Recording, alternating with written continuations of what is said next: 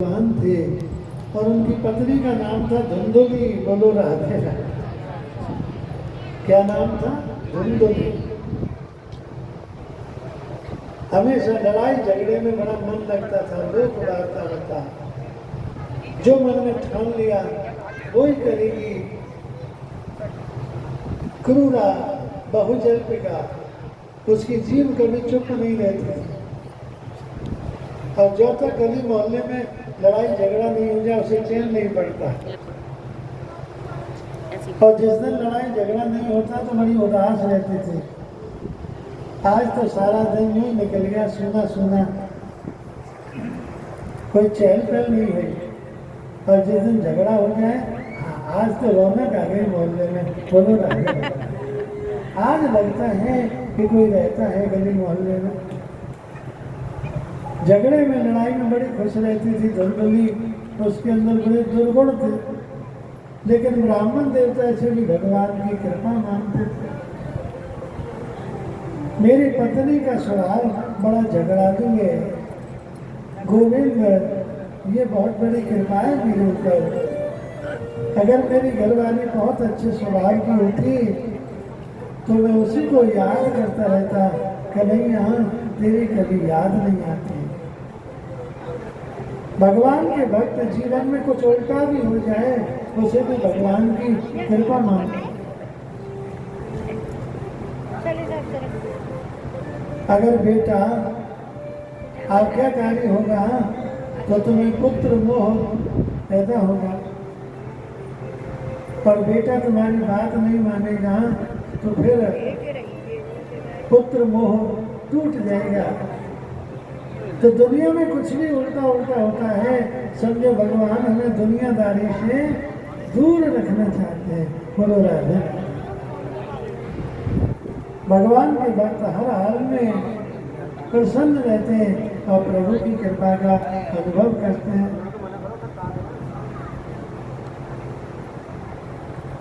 लेकिन एक दिन ब्राह्मण देवता बड़े दुखी हुए क्योंकि उनके कोई संतान नहीं थी,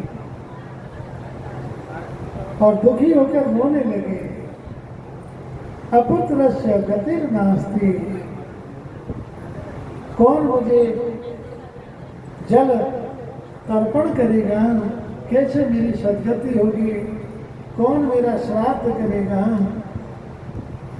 कैसे मेरी गति होगी? अपुत्रस्य गतिर्नास्ति। और सोच रहे थे कि मैं एक तालाब में डूबकर मर जाऊं। और जैसे मरने के लिए आगे आए एक संत, एक सन्यासी महात्मा प्रकट हुए।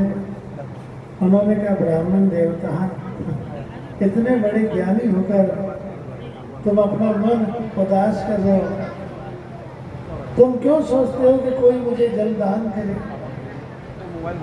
तुम क्यों सोचते हो कोई मुझे श्राद्ध करे, पिंडदान करे तब मेरी गति हो? अपने जीवन में इतना पुण्य करो कि तुम अपने पुण्य से ही अपना उद्धार करना।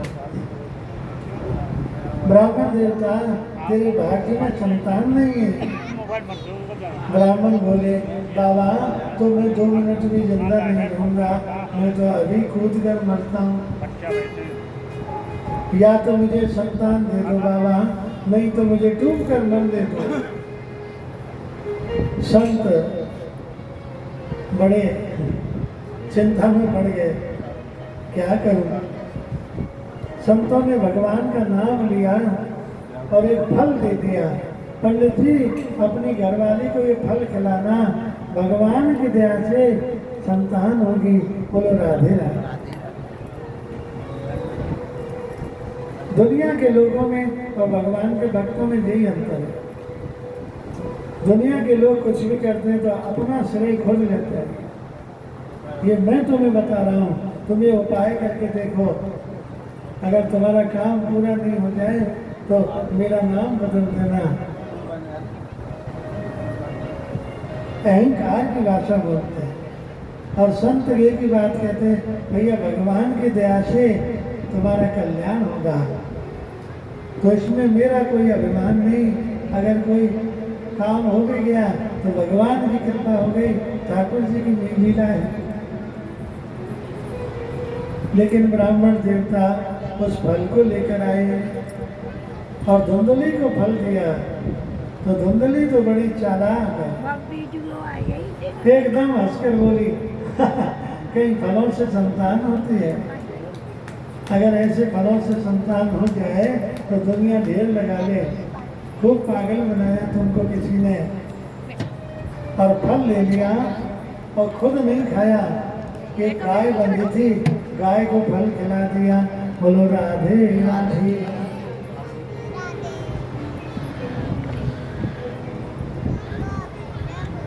ब्राह्मण देवता गए तीर्थ यात्रा करने और धुंधली बड़ी चालाक थी,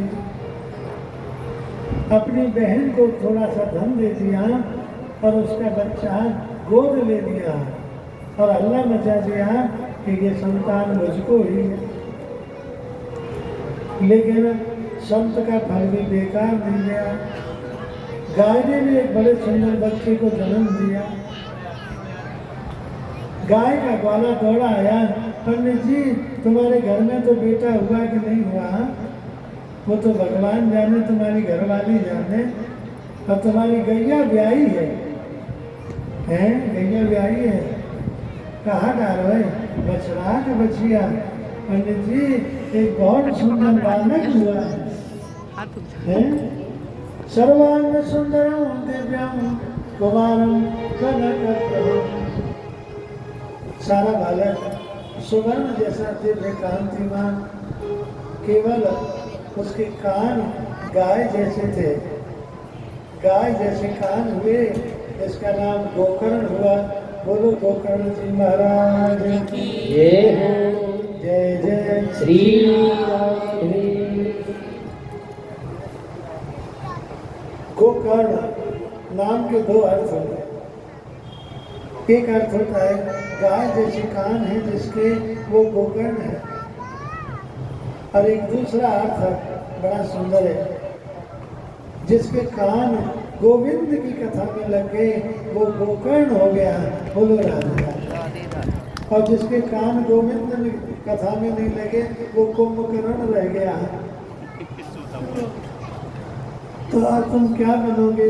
गोकर्ण बनोगे कि कुंभकर्ण बनोगे? ये फैसला तुमको ही लेना है। तो जिसका कान गोविंद की कथा में लगा वो गोकर्ण, और जिसका कान गोविंद की कथा में नहीं लगा वो कुंभकर्ण रह गया। जय जय श्री राधे। गोकर्ण पंडितो ज्ञानी धन्यकारी महाकरण। गोकर्ण बहुत बड़े ज्ञानी विद्वान पंडित हुए क्योंकि संत का आशीर्वाद। और धुंधकारी बहुत बड़ा दुष्ट हुआ क्योंकि छल और कपट की संतान। राहगीरों को लूटना, मारना, खाना, जीव जंतुओं को मारना खाना आदत बन गई। सारी बुराइयां इसके जीवन में आई। छोटे छोटे बच्चों को धक्का मार के कुएं में गिरा देता। धुंधकारी, धूम धड़ाक मारना, पीटना, लड़ना, झगड़ना। जो ऐसे काम करे कोई धुम धुम करोती इतनी धुंधकारी। बोलो राधे। गोकर्ण जी तो गए तीर्थ यात्रा करने। धुंधकारी ने अपने पिता से झगड़ा किया और झगड़ा एक ही बात का था, कौ वित्तम, लाओ धन, लाओ पैसा लाओ। पंडित जी दुखी हो गए, कहाँ से पैसा लाऊं? तुमने सब बर्बाद कर दिया। जुआ सट्टा में, व्यसनों में सब कुछ बर्बाद हो गया। दुखी होकर पंडित जी अपने घर से निकलकर जंगलों की ओर चले गए और श्रीमद् भागवत का पाठ करने लगे। तब मन को शांति हुई। अब पंडित जी तो चले गए, घर पर अकेली माँ रह गई। धुंधकारी ने अपने मैया से झगड़ा किया, को वित्तम तिष्ठति ब्रूहि अनिश्चय नत्यान। पता धन कहाँ है? पैसा कहाँ है, नहीं तो लातों से खबर दूंगा। धुंधकारी कौन है जो अपने माँ बाप की सेवा तो करता नहीं, केवल धन और संपत्ति के लिए झगड़ा करे, माँ बाप को दुखी करे, वो भी धुंधकारी है। पहले एक धुंधकारी हुआ, उसकी कथा भागवत में हम लोग सुनते हैं। आज घर घर में धुंधकारी पैदा हो रहे जो केवल संपत्ति के लिए झगड़ा करते, माँ बाप को दुखी करते। हमारे समाज में कितना कष्ट होता है जब बच्चे अपने माँ बाप को वृद्धावस्था में घर से निकाल देते हैं और वो बेचारे जिन्होंने अपने बच्चों की खुशी के लिए सब कुछ कुर्बान कर दिया, न्यौछावर कर दिया, उन्हें वृद्ध आश्रमों में शरण लेनी पड़ती। धुंधकारी वही है जो माँ बाप को दुखी करे, परेशान करे, जीवन में कोई काम नहीं करता, उन्नति नहीं करता, केवल पैसे के लिए, संपत्ति के लिए अपना अधिकार दिखाता है, उसी को धुंधकारी समझो। भागवत कथा का हर प्रसंग कोई न कोई संदेश देता है, कोई न कोई शिक्षा देता है। मैया को झगड़ा किया और मारने को तैयार हो गया तो मैया भी दुखी होकर निकली और एक कुएं में गिरकर आत्महत्या कर ली। जय जय श्री राम।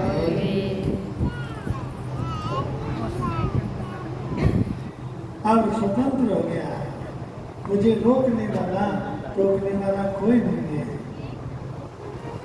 और 5 वेश्याओं को ले आया, अपने घर में रखने लगा, चोरी करे, राहगीरों को लूटे।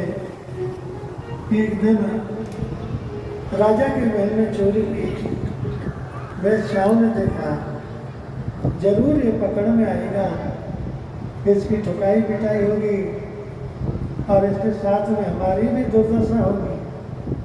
ऐसा करो, आज जितनी भी संपत्ति है ना, सबको समेट कर और भाग जाओ और इसका अंत कर दो। इससे हमारा क्या लगाव है। इसको मदिरा पान कराया और नशे में धुत हो गया तो इसको रस्सियों से बांध दिया, खटिया से, और इसको मारने लगी।